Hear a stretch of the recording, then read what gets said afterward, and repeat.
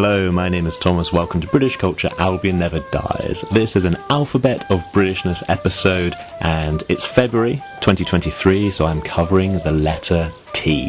Chris, well known on Instagram as British Bond Addict, got in very, very early with his suggestion, far in advance of anybody else. He wanted to talk about Thunderbirds and the works of Gerry and that's a TV show I absolutely loved as a child. So I was happy to bring him on and learn so much from him. We'll get to the interview with him very, very soon. You may have found this podcast through some very recent and very, very kind words on the Bond Experience YouTube channel, in which David Zorinsky had a couple of guests, Kyle, well known on Instagram as Easy Smiles and Expensive Watches, and the podcaster Joe Darlington, who runs Being James Bond. And thank you to them for the kind words. Welcome. Anybody joining, thanks to that. There is a James Bond connection to Thunderbirds, which is Derek Meddings. If you enjoyed watching The Spy Who Loved Me, where Atlantis rises out of the sea, if you enjoyed the underwater car, the Lotus, if you enjoy the special effects in Moonraker, or that bit in GoldenEye where jet fighters crash into the satellite dish, that is all thanks to the work of Derek Meddings, who really formed his reputation on Thunderbirds. Of course, my favourite Sean Connery film is From Russia with Love, as those who watch my latest YouTube channel will know, but my favourite Roger Moore film does contain two very memorable segments from Derek Meddings, but that is a video for another time. I like to keep them rare and short. Please do enjoy this interview with Chris. I absolutely loved interviewing him. The sound quality was fantastic as we caught up. I pressed the record button, the sound quality dipped for a moment, but then restored. And to be honest, what he said was so interesting, I decided to keep it. So the quality would dip a little and then get better. And I very, very much enjoyed talking to him about Thunderbirds.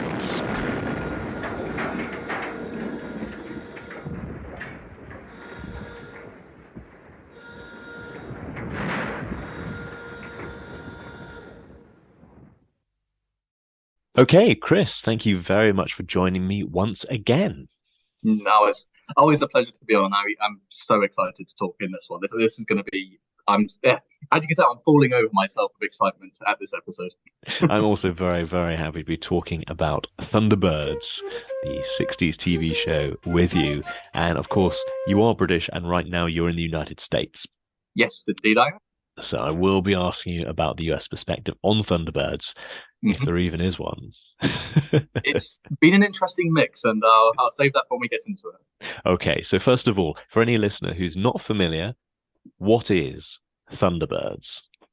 Thunderbirds is a 1960s British TV show created by Gerry and Sylvia Anderson, using the kind of unique aspect of Supermarionation, which is marionette puppets, animation, and super, thrown in for good measure. At the time, these series, it followed Stingray, Supercar, 5LXL5, a whole list of others. And it was gaining in popularity, but always been seen as kids' TV. Thunderbirds kind of revolutionized it by becoming a 1-hour family entertainment series. And it revolved around the 5 Tracy brothers and their father going around the world, providing rescues, saving the day in all sorts of heroic ways, with 5 incredibly magnificent machines, which were the Thunderbirds. Fantastic, thank you very much. I think that's a perfect description of it. It is an action puppet show, and it's packed with, well, puppets and explosions.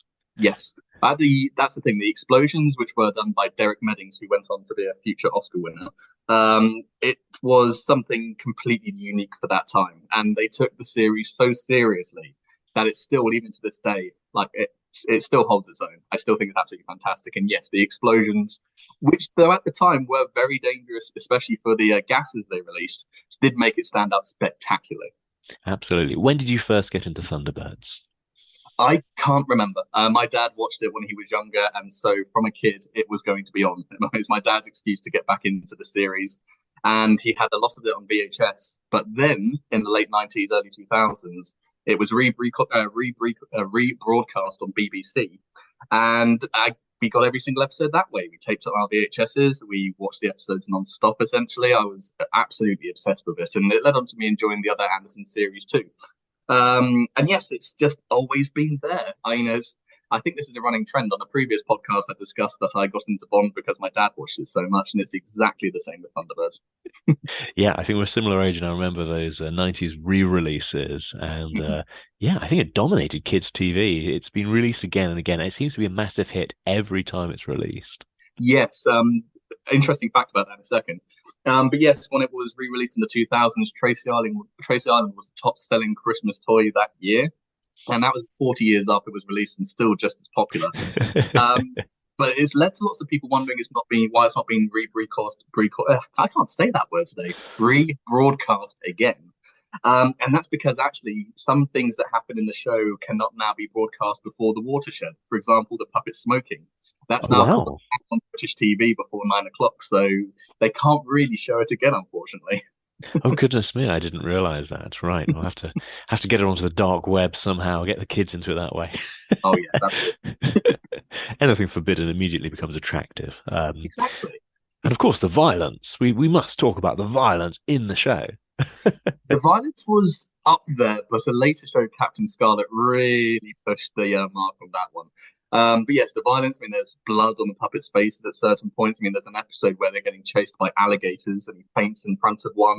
There's colossal explosions with people inside packed buildings. It's yeah, Yeah, I think one of them there's a fire inside a building, and so metal shutters come down to protect it. But obviously, there's people trapped inside. yes, yeah. There's a family trapped inside, and a kid was mucking around, so they're outside the CCTV when it happened, and then the entire building's evacuated apart from this family, which is dying of heat exhaustion and gas inhalation. Yes, yes, but well, of course, international rescue are on their way. You mentioned the incredible machines that they have. Yes, yeah.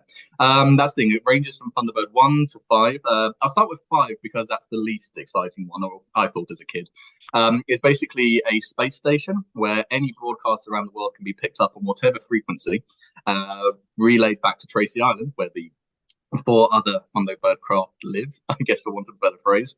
In Thunderbird 1 was pilot Scott Tracy, who flew basically it was the reconnaissance craft, very fast, couldn't do too much, but could get there, set up the base of operations, see what was happening, and plan a rescue. Thunderbird 2, which was the heavy lifter, with 6 separate pods, which inside would have different machinery to help out in rescues. Thunderbird 3, which was used for space rescue, so it was a rocket that had a bit more maneuverability than Thunderbird 5, used the most infrequently throughout the series. And then Mm. 4, which was actually in Pod 4 of Thunderbird 2, which could go underwater and do deep sea rescues. And also technically Thunderbird 6, which was a biplane from the film. Yes. I was wondering if we are going to cover that one. Oh, yes. If we're doing Thunderbird, I've seen every episode a million times, so I'm afraid you can't hide from that. Brilliant. I was going to ask, do you have a favorite machine? Um, my dad always loved Thunderbird 2. So as a kid trying to impress my dad, I was like, yes, Thunderbird 2 is my favorite. But as deep inside, I was hiding the fact I loved Thunderbird 1. The fastest one, the Oh, quickest one, I think the coolest looking one. That was always the one for me. And also Scott Tracy, voiced by Shane Rimmer. I absolutely love just his kind of personality, his delivery, all of that resonated with me so much. of course, Shane Rimmer has played, I think, a trilogy of people in the Bond films. Is that right? Yes, he turned up in You Only Live Twice. He was a voice in Live and Let Die, actually, uncredited Oh, beginning. But of course, his biggest role was Commander Carter in Spy Who Loved Me. And I was actually lucky enough to meet him back in 2015. oh Passed wow. away. And he was amazing in person. It's they say never meet your heroes. This is Mm. what I was kind of worried about. The four surviving at that time, people were there, and I met Jeremy Wilkin, who did Virgil for the second series of Thunderbirds, 96 episodes. Matt Zimmerman, who did Alan, and David Graham, who did like Gordon, Brains, so many voices. But Shane was the one I really wanted to meet. And I met up with him, kind of nervous, which I've not met many celebrities where I would be nervous. He signed something for me. It was very nice. And then we just got chatting for about half an hour or so. And in Oh, that conversation, I was talking a lot about how my dad got me into Thunderbirds, and he offered to do a voice recording to send to my dad. And he quoted wow. like from the show. He said to Stephen, changing to horizontal flight from Shane. And it was, he went out of his way to do that and, didn't charge any money, anything like that. And it was a mind blowing experience. Shane Rimmer is a very personal hero of mine, and that only cemented it, really. Oh, that's wonderful. That really is wonderful. And of course, for listeners who are more familiar with Bond than Thunderbirds, will know that Shane Rimmer is American. All the family are American, even though it's a British show. Shane's actually Canadian. Oh, sorry. Well, North Yeah, American. yeah. He's all the Tracy brothers, in an attempt to help it sell better in America, were all American, and they're named after five of the most famous space pilots of the time. I can't remember their names. I know Scott, Virgil, Alan, Gordon, John, obviously, but they Mm. were all named after space, well, very early space people before obviously Neil Armstrong, Buzz Aldrin, because we hadn't landed on the moon at that point. But yes, and the father, Jeff Tracy, voiced by Peter Dineley, was a very probably the biggest American name I'd say at that point. Very distinctive voice, and yeah, that was to sell to the American market. Did that work? Partially, Gerry Anderson had always wanted to sell a show to America, and it kicked off first properly with Supercar, featuring Mike Mm. Mercury, and it went off quite well. He was an American living in Nevada, so they kind of continue with that. Steve Zodiac and Father XL5 was American. Troy Tempest, Stingray, American. Thunderbirds was possibly the most successful show they had, but it all kind of became unrailed after they released the film. And Lou Graves, the producer of Thunderbirds and many ITV shows at the time, after the film flopped, he was worried that it wouldn't have the longevity and basically scrapped it a further away through series two. So it did kind of work to an extent, but it's not anywhere as big as it was in the UK. Oh, I see. And of course, we do have one British person, Lady Penelope. Lady Penelope and Parker. Oh, of course. That's the thing. Wanted to add in even though it was kind of like an American series set in the Pacific Ocean, technically, they wanted to make sure there was still quite a bit of British appeal. And Lady Penelope, it became I don't know, an overnight sensation in some ways. I mean, did you know that she was the inspiration for the Fab Ice Lolly? No, I didn't know that. That was an ice cream made for her, which she sold in adverts to TV, and Oh, that's how the wow. ice cream came about. Bizarrely. Wow. Okay. Of course, she has the iconic pink Rolls Royce. Yes, Pink Rolls Royce. Yes, Pink Rolls Royce, the very British name of Lee Penelope Crichton Ward, a man in the south of England. Is that's the thing they wanted to represent what Americans thought British people were, and Mm. half of that was very, I say, jolly good British, and also was Cockney. So you got to, Two extremes. Mhm. And of course, Absolutely, I yeah, must say that Crichton is a very good name for any yeah, heroic character. yeah. I know one chap with Crichton in the surname, and he's lovely. He's all right. Yeah. So, what would you say that gives Thunderbirds its longevity, or gives it its appeal down generations? This is a question that I've often thought about before. Why every time I sit down and I watch a Supermarionation show, I've got all of them. I'm a huge obsessive about it.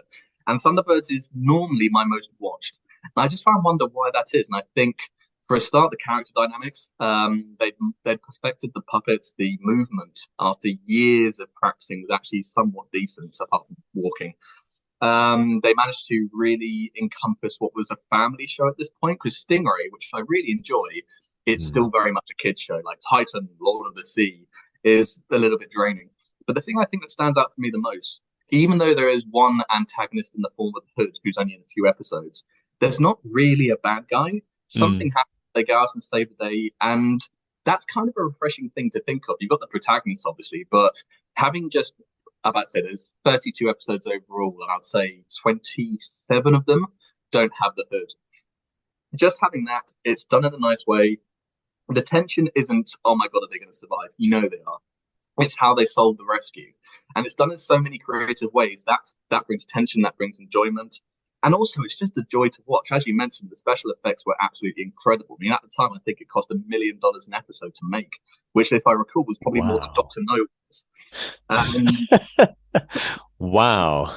exactly. And I think there's so much professionalism in the series. Gerry Mm. Anderson hated working with puppets. He despised them. So he tried to make it as realistic as possible. And this led to so much rewatchability because they put so much design into the backgrounds, into the characters, into everything to make it look human. It actually means there's so many things you notice every single time you watch it. Something I only realized recently watching an episode of Stingray. As the Stingray craft is lowered into the water, there's actually lights on the side of the steps lighting up the lower it gets per level. Now, of course, that sounds pretty okay by these days.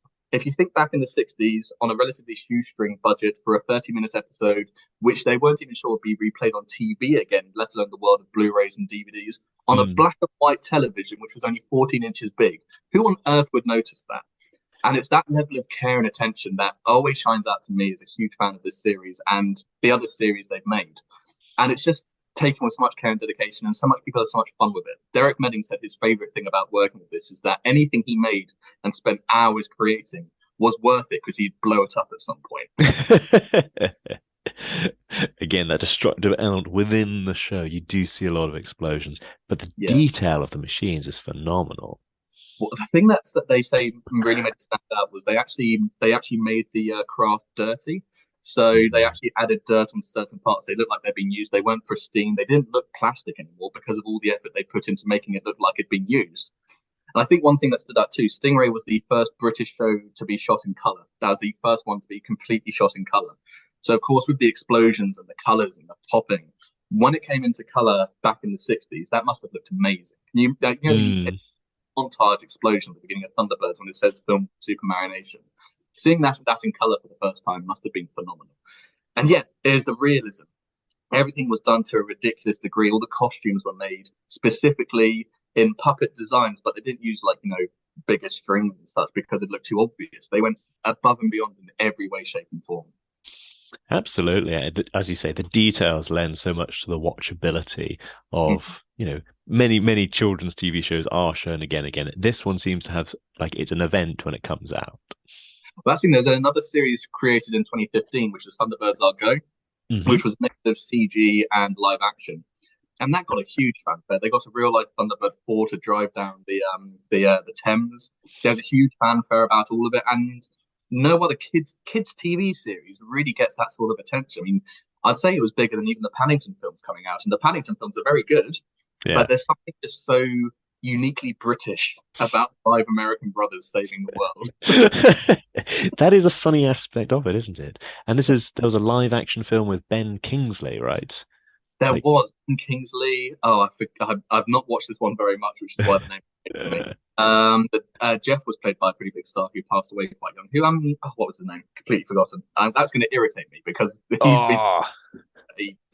been. Yes, there was a film and it's directed by John Frakes, the guy who played Riker in Star Trek. Right. Who I think he'd openly admitted he'd never actually seen any Thunderbirds episodes, which was very irritating. But yes, tuned by Busted, who were really, at the time. This 2004, so it's definitely trying to piggyback off the renewed interest from the previous ones. Bill Paxton was Jeff Tracy. Oh right, yeah, okay. Yeah.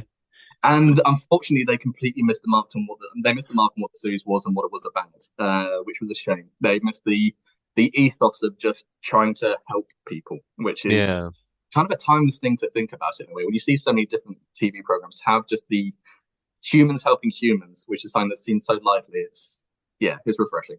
It is refreshing. As you said, it's the absence of an antagonist. Frequently, the situation is antagonizing. There's often natural disasters, or it's just fate. Yes, yeah. I think one of my favorite episodes is Terror in New York City, where Thunderbird 2 gets shot down and the Empire State Building collapses. And you could say there's antagonism in the form of the USS Sentinel, which shoots down Thunderbird 2. But they actually went behind the reasoning behind it. They're seeing this thing moving on their scanners. They don't know if it's too slow for an aircraft and it's too fast for a missile, direct quote. So they kind of just do something in the moment, and you see all the consequences of it. And they help them out later in the episode. So any sort of antagonistic view there is kind of watered down by the situation. And it's a situation that's kind of understandable in some ways, which lends so much to it. Yeah, it's people struggling to do their best in terrible situations. And I can see what you mean about that being a really timeless thing and having a timeless appeal. Yes, absolutely.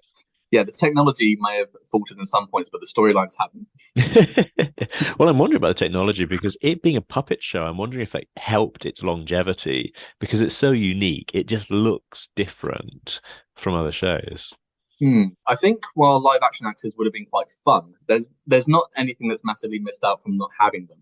But the main thing that really stands out to me, if it had been human actors, then switching to the puppets of the models, no matter how convincing they are, would still be quite jarring. And this happened in a later series called The Secret Service by Gerry Anderson, where they had live action actors, walking up to locations, then they've hard cut to a puppet. And it was so jarring. It destroys the immersion in every way.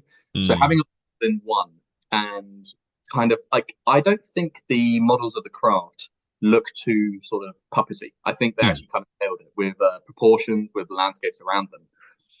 But you don't need to stretch. You don't need to have a further suspension of disbelief. If you Yeah. had somebody and then switch to it, the constant switching back between the two might have been tiring. Yeah. It's obviously captured the attention of some very prominent filmmakers. I covered Star Wars in a previous episode, and Mhm. the Clone Wars TV show, when they first started to design the different characters, they actually pushed the artist to have a look at Thunderbirds. And so a lot of the character designs are actually drawn from the Thunderbirds universe. That's, Um, that's something I find amazing because something obviously we talked about Gerry Anderson not wanting to work with puppets. He eventually pushed for puppets to be in human dimensions, which actually took away something quite significantly because there's so much characterization in the puppets, which were I they were crafted by Lydia Shutt, I think. But yeah, they were crafted, and there's so much character in those faces. I mean, you look at Parker, and you kind of mm, understand everything straight away. And this had been after like six different series of making puppet shows so far. They'd come on so much. To then go to human proportions where they're so much less expressed, especially with puppets, where the mouths are mm. moving electronically, the eyes are moving separately. There's no real change of expression unless they switch out a head. So to take that away really was detrimental in some ways. So to see for a future CG series taking the designs from the Thunderbirds, that makes complete sense because they crafted those perfectly. I mean, they do say Sean Connery was based. Scott Tracy was based on Sean Connery. I don't personally see it. Oh no, I can see that. Oh, okay. I've not heard it, but I can see it in my mind's eye. Ah, Hmm, completely forgot what I was going to ask you now. Do you have a question? no, I realise I'm completely rambling on this. I've had all this information stored for years, and to actually share it with somebody is very liberating. No, no. I'm very curious, because you mentioned that Gerry Anderson wasn't crazy about working with puppets. That really surprises me. Hmm. So why? Uh, he wanted to be a filmmaker for the longest time, and at first started off with a Kellogg's commercial back in the late 50s, I think. And then Roberta Lee contacted him and said, "I want you to make a series for me." And he went, "Fantastic, I'll take it." And they said it has to be with puppets, and he was like, "Oh God." He didn't have any other options at the time, so he was like, "I'm going to make this the most realistic. Like, I'm going to make it the best puppets they've seen so far. We're going to really stick down with that." And because he did it so well, they bought more series but wanted the puppets because they were so unique. He always just wanted to work with people. He wanted to be what was considered a real film director. He always thought there was a little bit of, it was never, what's the word, valid what he did. Mm, It's not necessarily that it was for kids' TV, but just because it was with puppets, he felt the art form actually wasn't the same as what he wanted to be. At one point, he said he wanted to be the Steven Spielberg of his time and was weighted down by the puppets when actually he became not the Steven Spielberg of puppets, he became the Gerry Anderson puppets. He yeah. became something incredible.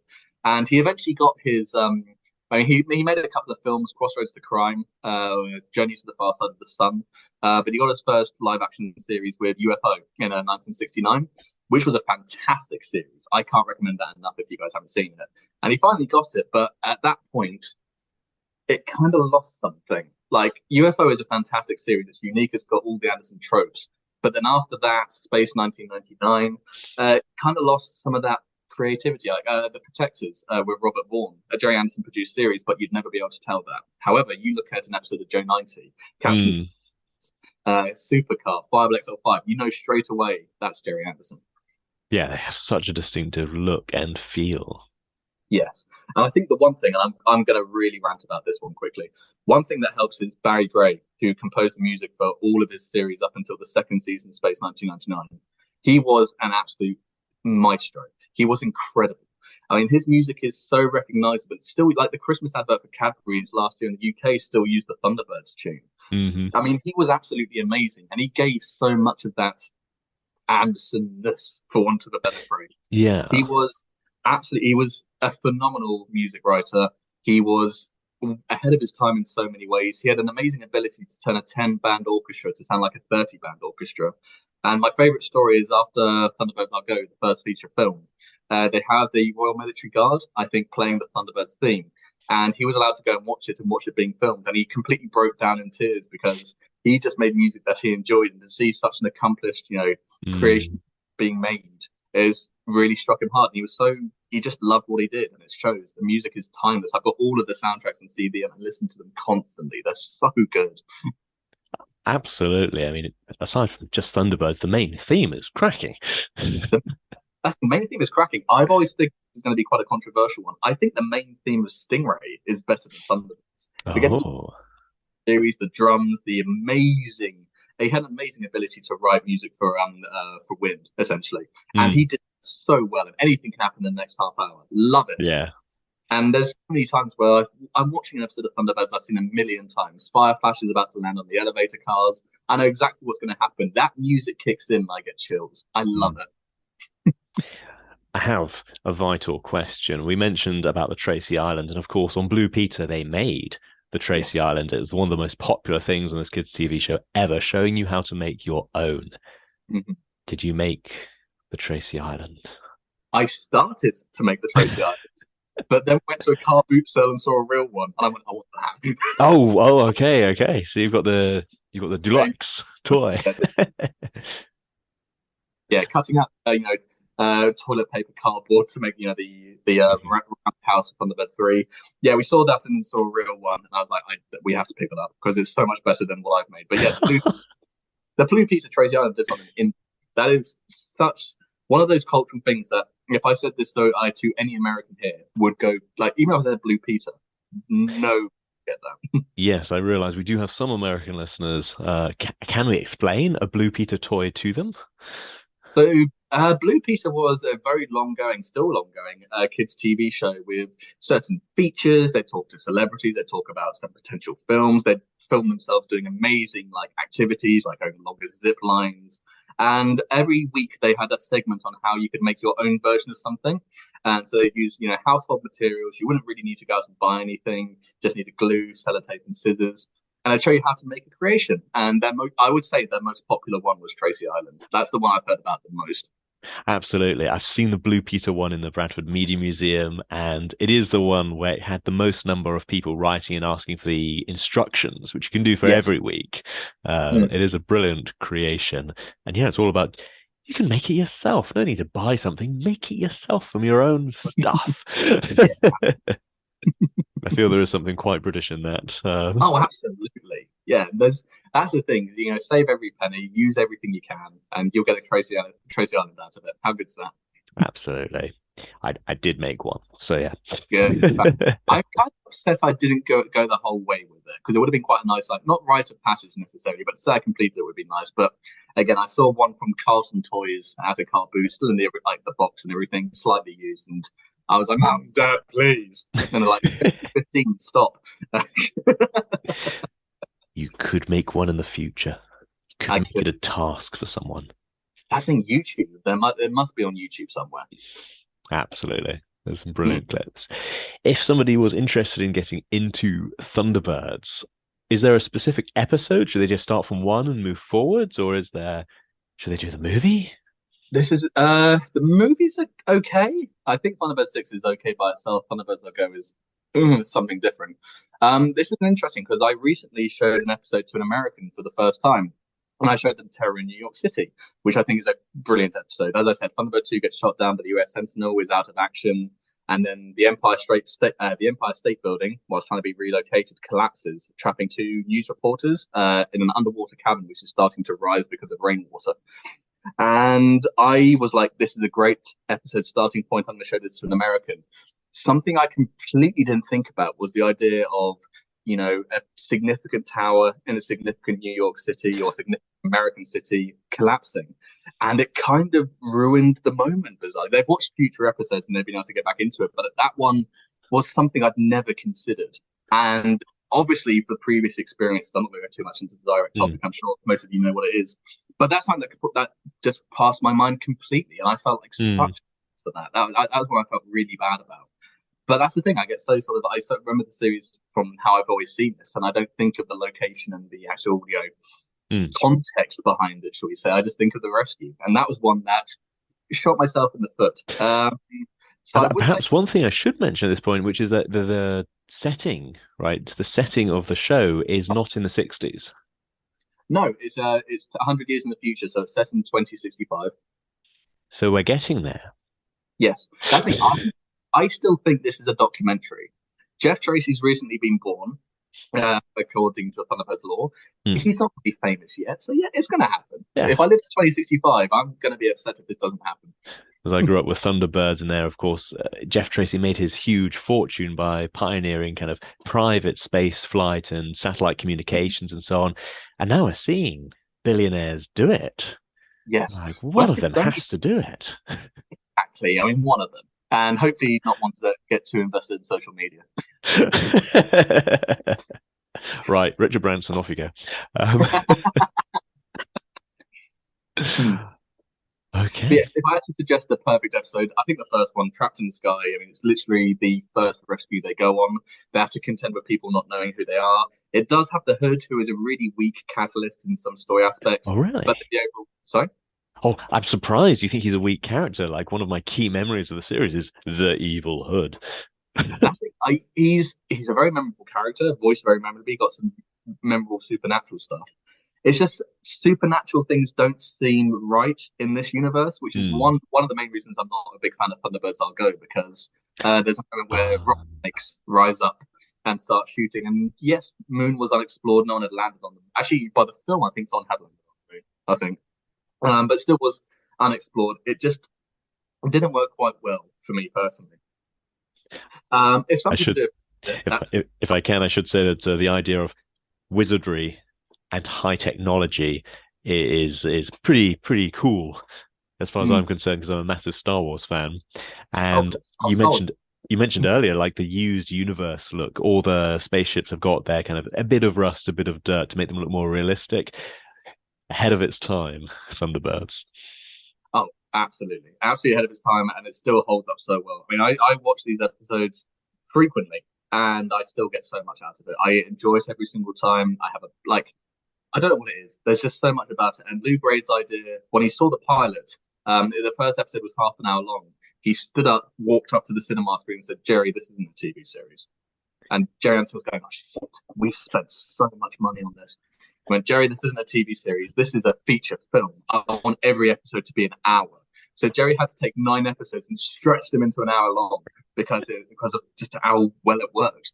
And yeah, it's the most famous Gerry Anderson show by a landslide, the most well Mm. remembered, the most iconic, I think, in many ways, and in my case, the most rewatched. Well, there is a strongest possible recommendation. Thank you very, very much for sharing your love of Thunderbirds. I really, Oh, really appreciate it. it's been an absolute pleasure to finally talk about it in this amount of detail and to have such a good time doing it. I love the series so much, as with every Gerry Anderson series. So thank you for giving me the opportunity. Thank you. Goodbye. Goodbye.